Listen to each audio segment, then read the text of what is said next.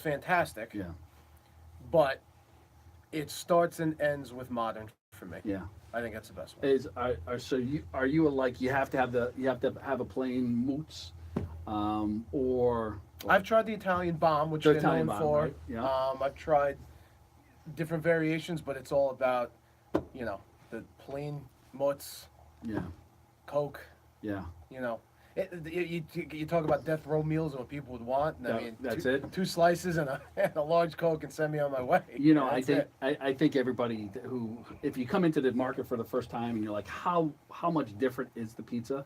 It all goes back to the coal ovens that are 100 years old. That's the difference maker. Agreed. Because that is what gives you the quality of the dough and Yep, and you know. it's that sediment that's on the. Yeah. It's what looks like the burn marks are Yeah. actually where it's all trapped. Right. I also think, to be honest with you, I think there's kind of that mystique. Yeah. It's that old restaurant mystique that kind of shapes your taste buds a little bit too. Now you're talking about a guy who grew up in New York, Yep. right? Right. Where pizza's king. Yep. And I was a snob, and I Yep. got here, Right.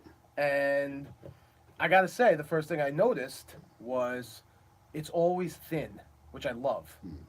So I was hooked, kind of with that alone. I'm in, and minus like what I call the big four, three which we just mentioned, and then Yeah. I guess these go in the bar as well. Yeah. Bar's down the list for me there. I feel like it's gimmicky. They put the mashed potatoes on and all that stuff. It's good. It's very good. No offense, bar. He's not gonna like it. I think that's going to get the lowest. Yeah. However, we'll see. I found some other, like, just here in West Haven, between Zapardi's, Mike's, Yep. really good. You're just bumping into them everywhere. Only Everywhere. the best. You just bump into them. Everywhere. And that's similar to New York. You go, forget Manhattan, Brooklyn. You'll there's over who knows how many. But this had that same type of feel. It's like everything else, Rob. I always firmly believe this. It's about the people. Yeah. It's about the people, and none of them are corporate. None of them are. It looks like a guy who would be sitting in his kitchen watching the Patriots game or the Giants game with you, with a ripped T-shirt on. Right. Making a pizza. And yelling at the TV screen. Yeah. And his grandmother, and they're back there doing it. So growing up here, you take it for granted because you don't know what you don't know, right? So it's where are you going Friday night? You going to pizza? Or you going to Pepe's, which is, now arguably the best pizza in the United States. Yep. Or Sally's, or wherever you are modern, but that was our go-to spot during the week. On the weekends, just like everybody else would roll down the street and you go to Mario's or whatever, we had the best, and the service was horrible. Yes. It was. And it everyone was was rude. Oh, they were rude. They would never hello, how you doing. Now it's changed. I love it that But way. growing up that way, you would go there, and there were two twin sisters who I think they were cousins with the Bamontes, who now they've owned it for a long time. It was their grandkids, and I think they were the aunts, but they definitely were from Worcester Street. They were twin.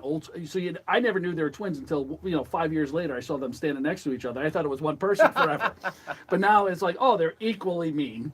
And they would sit down. It was never welcome, hello. It was, what do you want? What do you want? That's how they greeted you, and you still, oh, okay, and you get nervous ordering. I love it. I just want if you can't say plain, a plain cheese. You would say it's a plain mousse.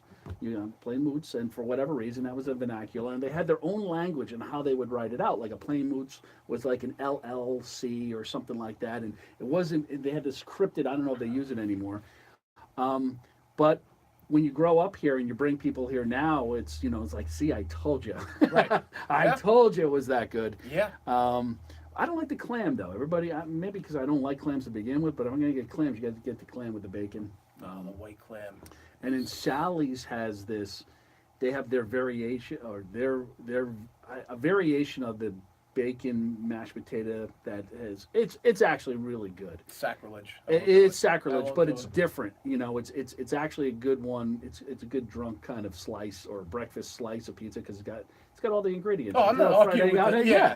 So we go that way. I'm not arguing, but But Sally's has this thinly sliced. They do their variation of it or version of it that I guess they learned when they were over in Italy a couple of years ago, and they came back and they took potatoes and thinly sliced the potatoes. I had that when I lived there. Yeah, A lot. Thinly sliced Oh, yeah. potatoes. Oh, yeah. I forgot you lived over there. Yeah.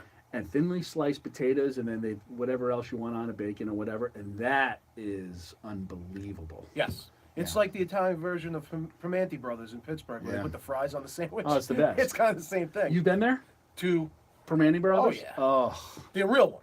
yeah. Yeah. So the first one I went There's to a couple was in, chains now, first right? one I went to, there is, but I went to the one in Fort Lauderdale at A1A because one of the brothers went down there Yep. in spring break back in the '70s and said, "I'm not leaving," and he opened one up. And Smart guy. And it's right up the street from the. Have you ever been to the Elbow Room in Fort Lauderdale? No. Oh my no. goodness, there's another one. So if the Elbow Room and Primanti Brothers, two of my all-time favorite places in America, if they could stick a Pepe's right between them, I think I'd move to Fort Lauderdale tomorrow. I gotta say, I move in here. The pizza culture, Yeah, it shocked me. yeah, I didn't know much. I knew that there was some quote unquote famous ones, but again, you know, you're a New Yorker. Pizza's dear to our heart. You're not Yeah. going to tell us anything about who has better. The argument is going to be long and Right. and hard fought for me. Yeah. I don't know. Just the New York pizzeria and the you know, I've got New York Brooklyn blood, so I don't know if I can ever say which one's better. yeah. But it's all good. Very good. It's all good. Very good. Yeah, I mean Brooklyn pizza, Very Long Island good. pizza, New Jersey Very good. pizza. It's just the area we grew up in. It's just like, you know, you're not going to get really good Mexican food unless someone, you know, who relocated here from Mexico. I mean, there's great Mexican food everywhere, but when you grow up on Chili's, you Right. think Chili's is great, just like Right. if somebody who used to go to Olive Garden and would think that is, or you know, Little Caesars, you know, or whatever. And Safe to say, yeah, my parents, who were in their 80s, as Italian as you can get, have never stepped into an Olive Garden. I know. I remember one time. I said to my father-in-law, Mickey, I said, Mickey, I can be honest with you, Mick. I know you're going to rip my head off. I said, Olive Garden isn't the worst thing in the world. He was just like, don't ever talk to me again. You know, don't ever talk to me again. And I was like, oh, okay, I'm sorry. But those breadsticks are pretty good. Yeah. You know, so I love this segment on food. I think we could talk about it for an hour. But let's talk about Nick Saban because he was one of our first shows. That's what we talked about, right? Correct. Who's the first to go? Yeah. Saban or Harbaugh? And I guess that answered our question, right? You know, was he forced out? We're talking Urban Meyer. Urban Meyer. I'm sorry. Yes. I'm sorry. Yes. Urban Meyer. Yeah. I don't know. Was he? Was he smart enough to say, okay? Now here's what I think. He had a health issue with Florida, right? Yeah. And he that's why he stepped away. Mhm. We know that. And in my opinion, Yeah. I think there was probably a lot of things at work. I think that, listen, they didn't go where they wanted to go this year. That's number one. And I'm sure that distraction played into it to some extent. And I think that he probably looked around and said, if there was a time, it's probably now. Those scandals these days are not, nothing's getting swept anymore. I think, and this is just my view on it, once Penn State happened, I think everybody looked at it and said, okay, the days of hiding these things and sweeping things under the rug, and I don't know that that's the way anymore. Yeah. The whole other conversation is how these things kind of happen and how the power that you're talking about one guy in most of these instances, Joe Paterno, although he wasn't the guy doing, the Yeah. crime, but these coaches, it's one human being that has so much power. I watched the 30 for 30 the other night, Last Days of Night on Bobby Knight. I haven't seen that yet. That Fantastic. So it's sort of along the same lines of abuse. Yeah. Right. I mean, yes. So why would you think in something like that was really that was a public, everybody knew who Yep. was involved in that whole environment there. Former players, coaches, administrators knew how he treated people, right? Yeah. It's pretty obvious. And he didn't hide it. Right. You know why? Because he knew nothing could happen to him. So how did it end up coming to a head there? Was he Well, because he was losing? This was my next point. Yeah. Sorry. It took no. This is what blew my mind. It didn't take a former player, and it didn't take an administrator in the department. It took him assaulting a regular student. Oh, that was right. That was right. That's what it took. And to me, if that's what it takes, that speaks volumes about the power that, these guys inevitably have. I don't have any opinion on Bobby Knight as a person other than what I see and what I saw. I do know that his athletes graduate. I do know that they perform academically. I do know that he did win. Do you think he generally cared about them as kids? I think here's the thing I think. Again, Is my this opinion. based on the documentary too, or Yeah, yeah. And just my overall. Yeah. And he's a guy that I kind of like to look at because number one, you didn't know if a chair was gonna fly across the gym or not. Right? right? I think he's a guy that he did care, but the other the Dr. Jekyll, Mr. Hyde thing he couldn't control, and it got to a point where that became him rather than, you know, the good things he did. The public spectacle of him throwing chairs and screaming and being awful to the media. You know, those post game the post-game conferences were unbelievable. The stuff he would say to people, and how we would treat him. That became who he was. Now, if that's really who he was, I get it. But when you're allowed to do something for so long, and then things kind of change around you, you're going to keep doing what you've done. And this goes back to being in coaching for a decently long stretch. I can't coach 2018 student athletes the way I even coached 2005 student athletes. So forget being a guy that's 20, 30, 40 years in. You can't do it the same way. Your coaches that coached you at the University of New Haven, right? Some of the things they did, good, bad, or indifferent, can they get away with those things today? I would say, well, we had these guys were pretty professional. I would say high school. Sure. Let's go down Let's start there. Okay. With our line coach who smoked cigarettes on the sidelines and, you know, every bad thing in the book, but we all loved him and respected him. And the reason why, he was brutally hard and honest with us. Yeah. And I think that works at a high school level when you come from a blue-collar town. Correct. And I think that could still work today if you show the kids that you love them. Yep. Right? Yep. It just you love them and you care about them because there's that fine line. Here, it was you knew that it was all right. It's you know it's you're at college, right? And well, you knew that.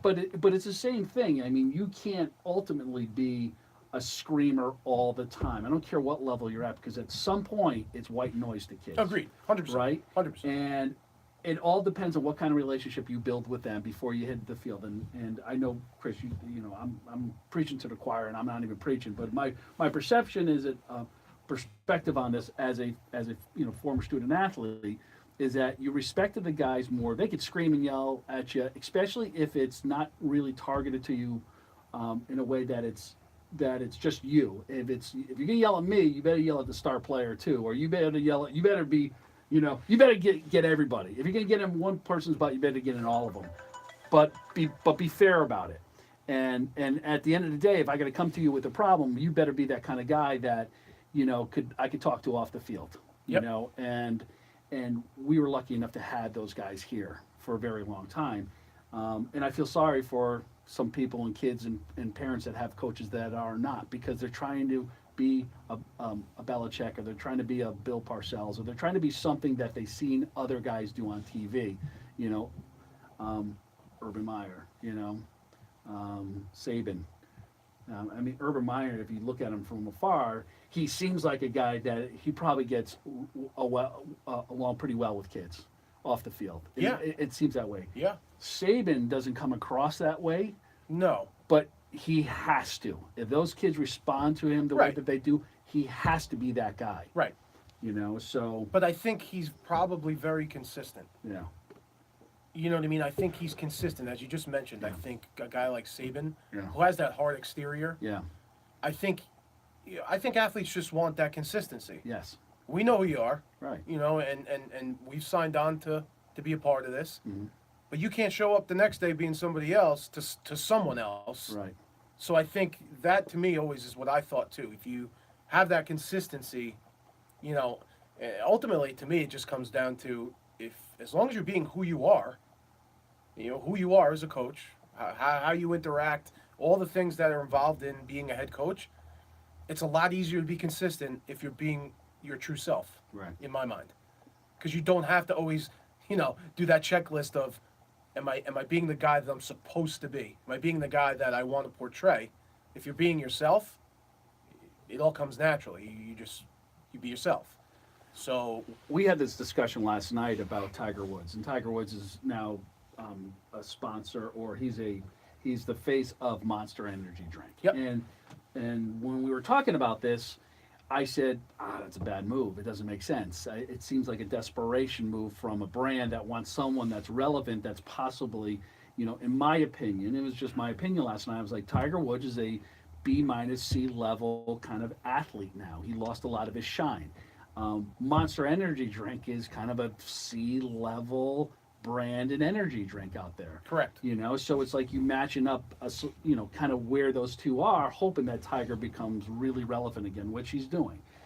I said, but we talked about be who you are, and I said, Tiger was exposed to who he really was, and Yep. he had major character flaws, and it was harder for him to come back, in my opinion, because he wasn't a nice guy. He just wasn't a guy that people liked. Right. They respect him as an athlete. Doesn't mean you got to like him as a best friend.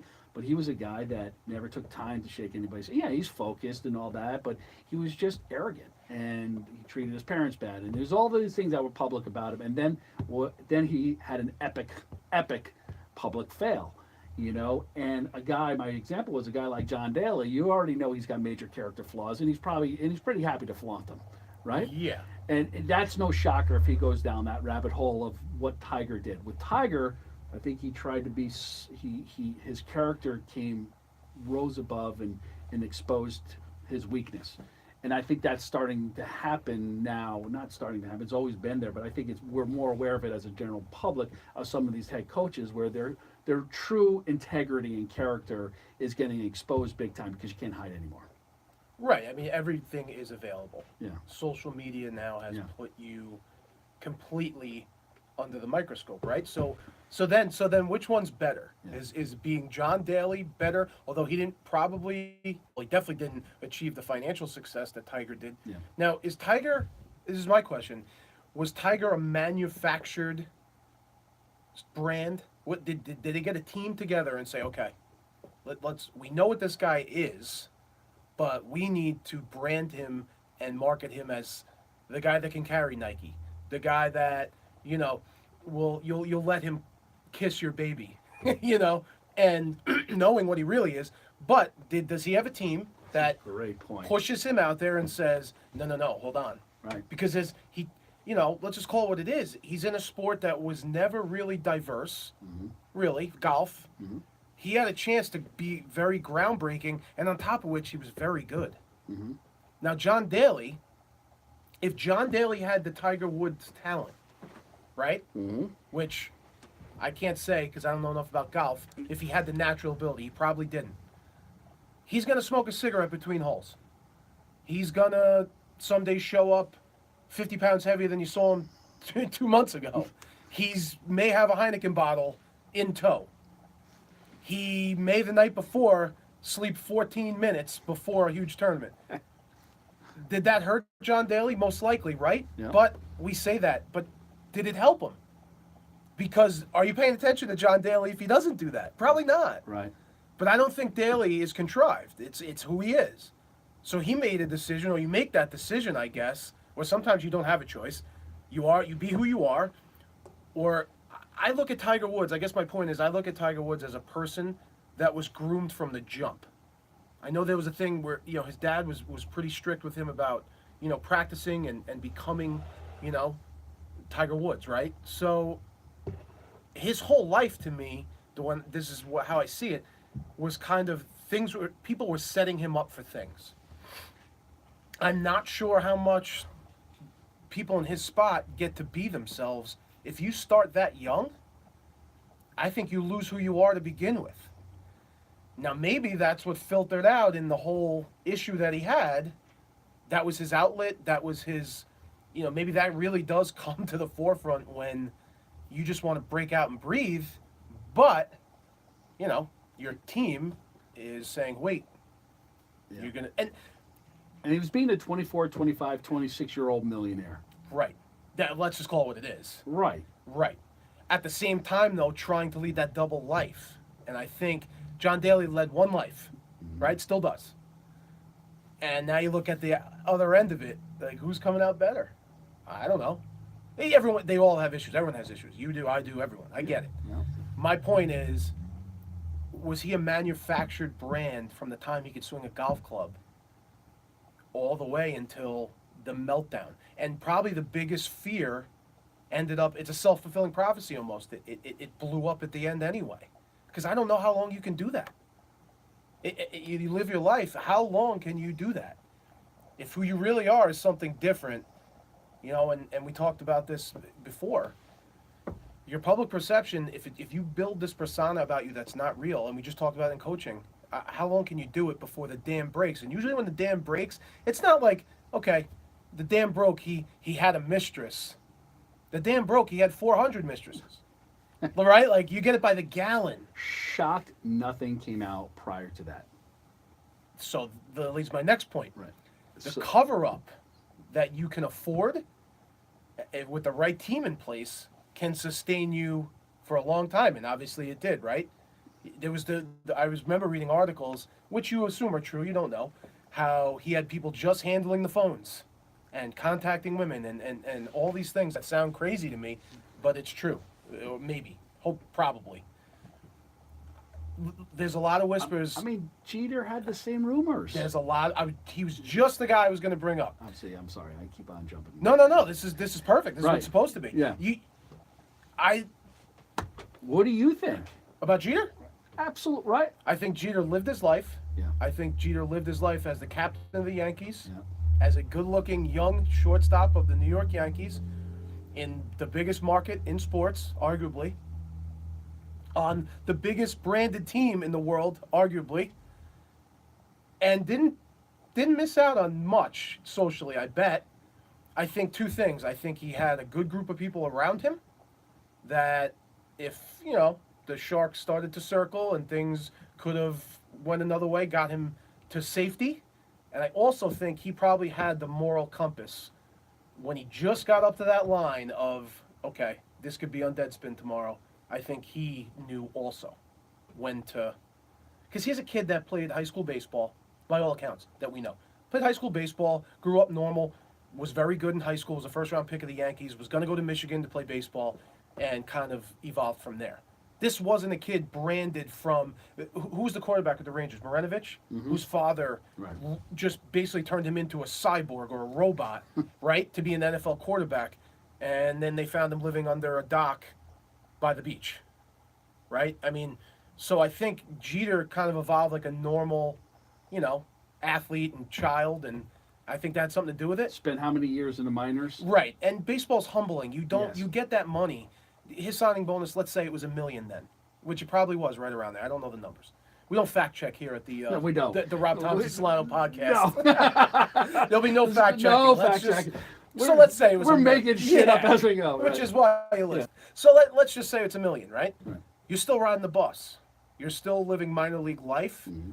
So you get it in drips, you know, and then he gets to the big leagues. And then, but honestly, I think he had a good team around him. And like this is just my overall opinion. I think he had that moral compass where at the 12th hour, when things could have went real south, he probably backed himself off. So it goes back to character, and it goes I think back, so. It all goes back to, you know, he has it in him, you know, But we as a don't- high level of character. I guess my thing is I don't know if Tiger Woods had it in him or didn't. Because at 3 years old, it'd be like me. I have a 15-month-old son, 16-month-old son.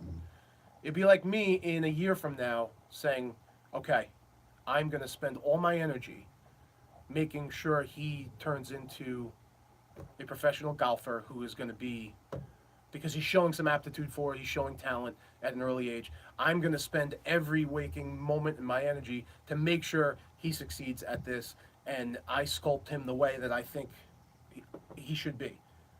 I don't know what you learn from that. I don't know what you learn on your own. The biggest lessons I've ever learned in my life, no offense to my father, who is my role model, I probably learned from myself by doing probably the wrong thing, you know, at an earlier age. And it kind of shaped, you know, your levels of the wrong thing increase as you get older, for a lot of reasons, but I think that that's where it was rooted.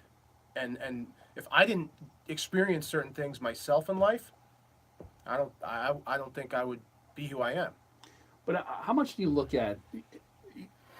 There's a combination of athletes that you may have a guy who's not as talented, but he's got everything else attached to it. He's got he's bought in, he's committed, and mentally he's there. And it's one thing I talk to my son a lot about. I said, how many great athletes do you know that you played through high school and all that? Now you hit college, and even in college you're seeing some of these kids that are flying around, but there's something missing mentally. They're just not 100% committed, and there's something that's off. And there's an excuse that happens, and I got this today, and I don't do this well.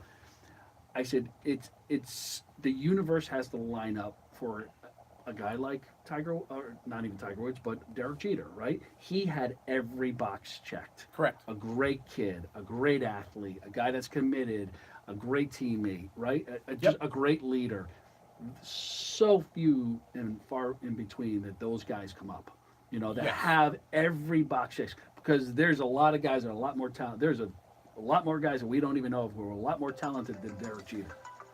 100%. Yeah. Do you remember a guy named Ray Ordonez? Yeah. You kind of do, right? Yeah. Super talented. That's my point. Yeah, right.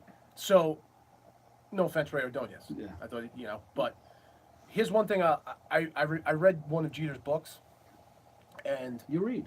yeah, quite frequently actually. That's how I can articulate so well. That's right. I think that a lot of things that people don't realize is, and we do this, I think, with professional athletes, we think it comes in a box. Yeah. You just open the box, and right away you're the shortstop for the Yankees, right? So here's a guy that gets drafted in the first round. He's the Yankees' first-round pick. His first season in the minor leagues, he was so bad defensively that in rookie league, minor league baseball, it's loose in terms of how the games are played. So in terms of score, like if a pitcher is on the mound and he gets to like 30 pitches in an inning and doesn't get the third out, they'll stop the inning and start the next one. So it's not, you don't play the game all the time per se. It's development. That's what it's about, right? So Jeter in that first year in rookie league level baseball got to the point where they were making him play defense both sides of the inning and not even hit, to just so he would get better defensively. Not hit. So he was playing baseball games and not hitting. He would play 3 outs worth of defense. They'd get 3 outs. The defense would, turn over. So his team would technically be up. He would stay at shortstop and play defense again. So now you got a guy that is, hey, I'm a first-round pick. But there's humility there, right? And there is that sense of grinding this thing out.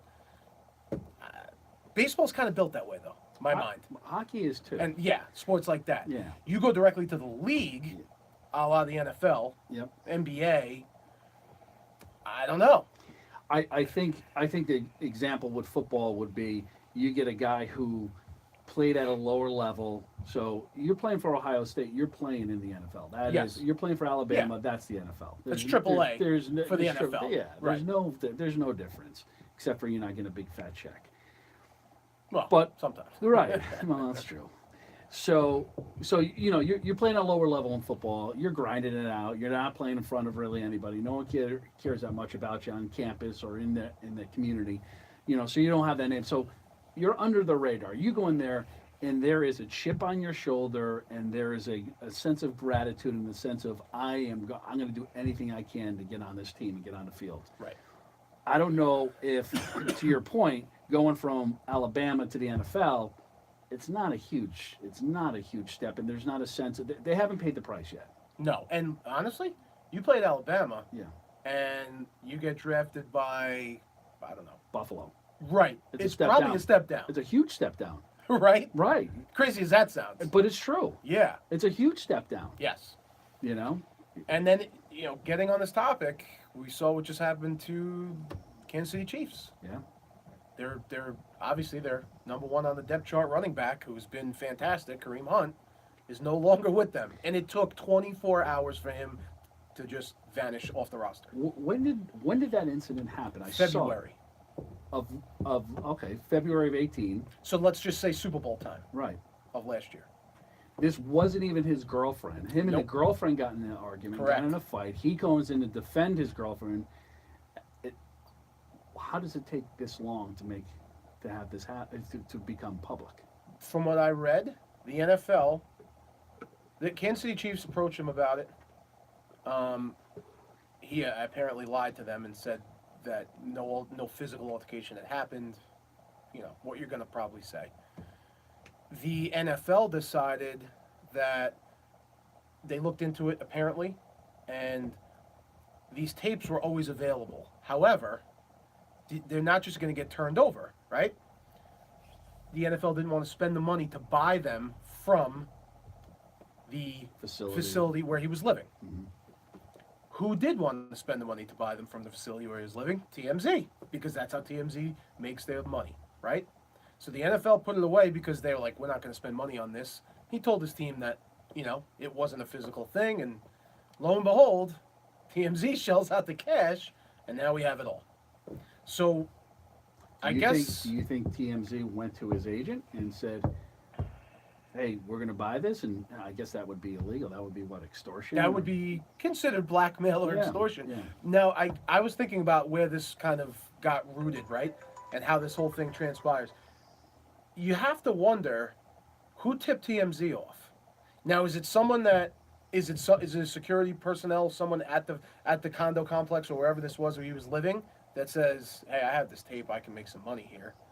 Is it the female herself who says, "Wait a minute, like I know there's tapes, and I could drum this up"? Where does this come from? Who knows these days? Is it the backup running back of the Chiefs?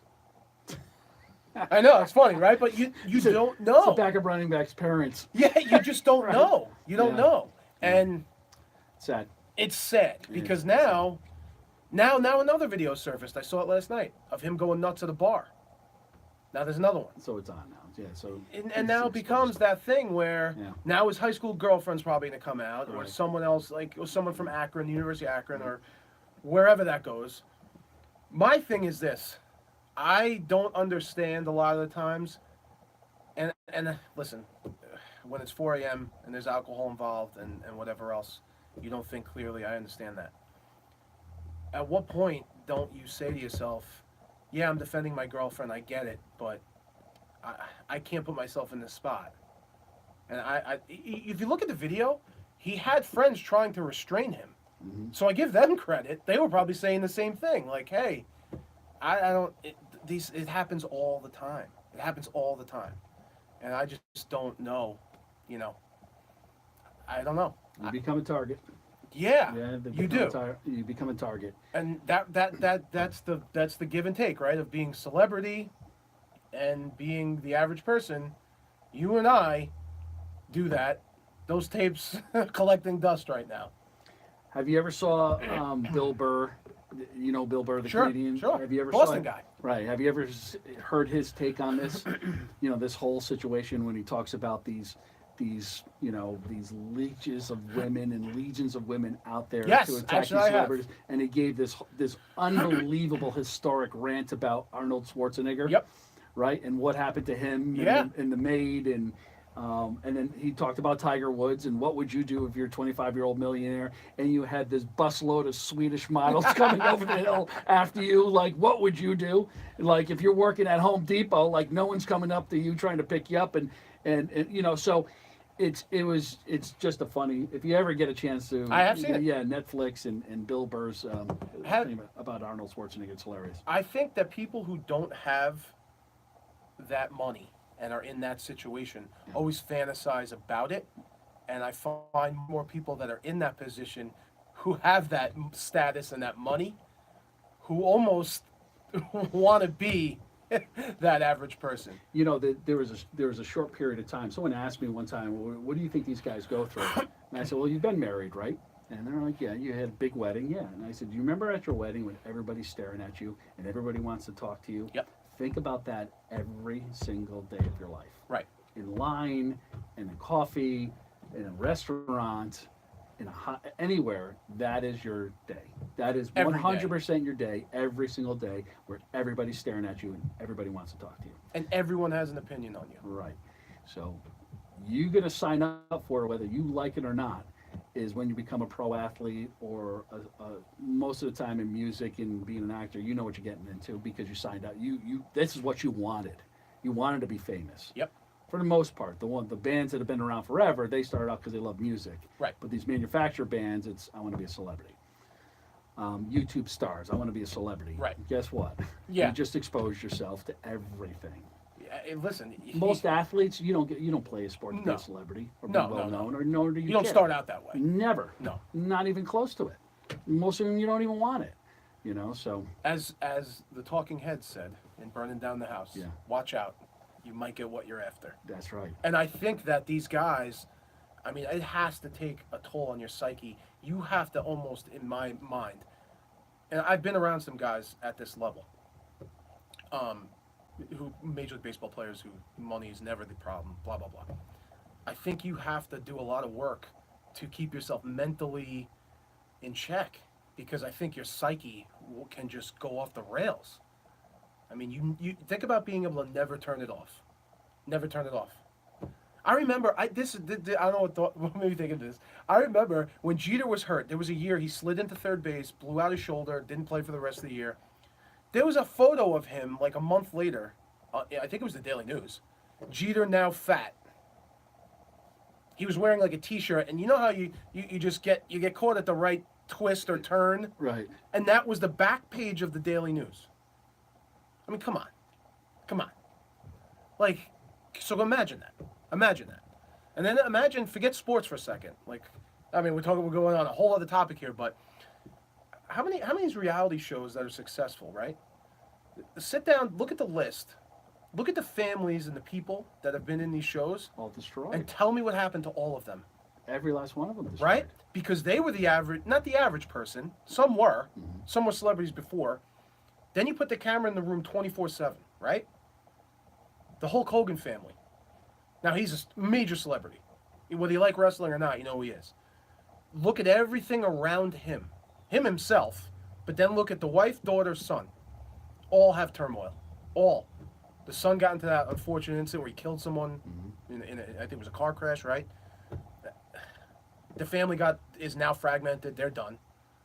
You know, the machine that is the Kardashians, which we can have a whole episode on my opinion on that. They destroy everything in their wake.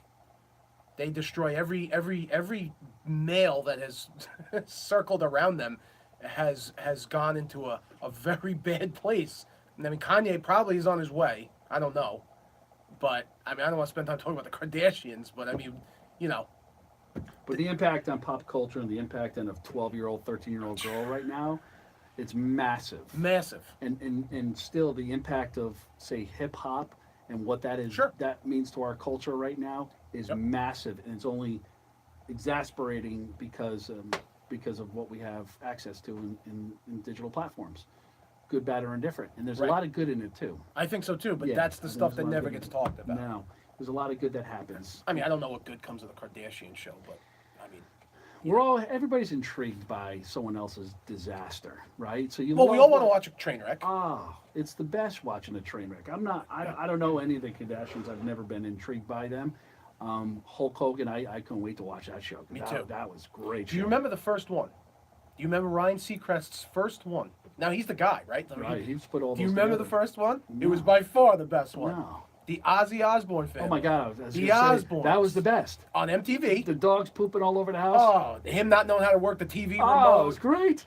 And again, there's a Yeah. family with problems. Right. You know, but Ozzy, probably has his own. But You know what? You could tell his wife was she was something else in what she did, and she's the one that kept him alive, She right? is And put him where he is. savage. Savage. She was his manager. Yeah.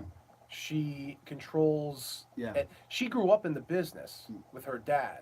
Oh, I didn't know that part. Yeah, so she kind of was, savvy to the whole music industry. Now, the music industry of promoters ripping off artists and managers ripping off artists. She grew up in that environment, and she latched on It's all her. 100%. Because he would never have gotten out of bed and made it to any of the shows. The puppet master. Yeah. And think what you will about her. I'm not here to share my. I thought Sharon she's Osbourne brilliant. here. I thought she's absolutely brilliant. But she is a savage. Savage. In terms of business. Yeah.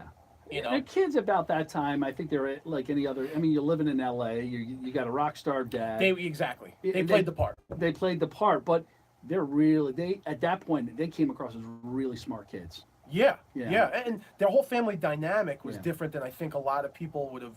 You'd think Ozzy lives in some castle on a cliff, you know, with coffins and vampires, Yeah. and he lives in Beverly Hills with a neighbor who, Right. you know, and a dog. Could you imagine being Ozzy Osbourne's neighbor? Yeah, yeah. Hey, Right. Ozzy. Right, Or do you call him Oz? Hi, Oz. right. But honestly, like, Yeah. what's the worst that could happen? He Right. doesn't know how to work the TV remote, Right. or his garbage cans end up in your driveway, and it takes him an hour to figure out how to get them back. Such an awkward Right? conversation. Hey, Ozzy, I got some of your mail. Yeah, right. Yeah, right.